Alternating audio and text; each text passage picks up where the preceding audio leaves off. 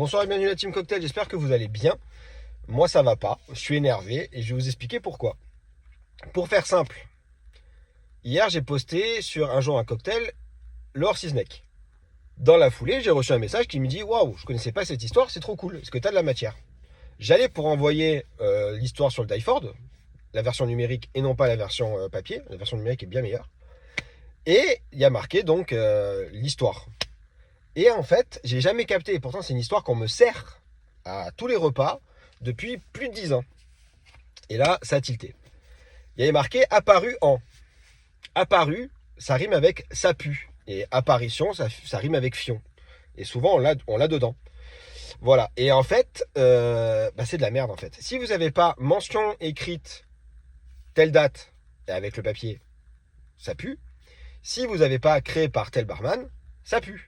Apparition donc du Horses Neck dans les années 1890 et quelques et d'un Horses Neck with a kick en 1910. Le with a kick, c'est parce qu'à la base, le Horses Neck était un cocktail sans alcool. C'était du ginger ale avec de l'angostura bitter.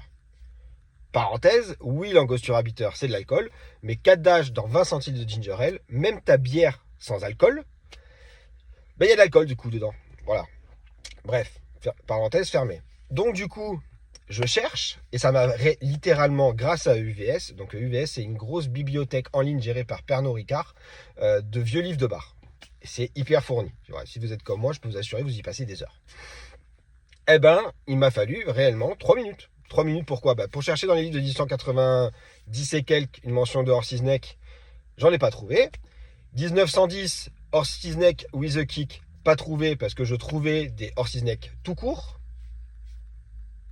Eh ben, il a fallu aller donc en 1900 et 1902, donc pour l'American Bar et une énième édition d'un bouquin de Harry Johnson, pour en fait voir que le Horses Neck existe déjà, il est déjà avec alcool, et que c'est une mention écrite en 1900, et non pas en 1910.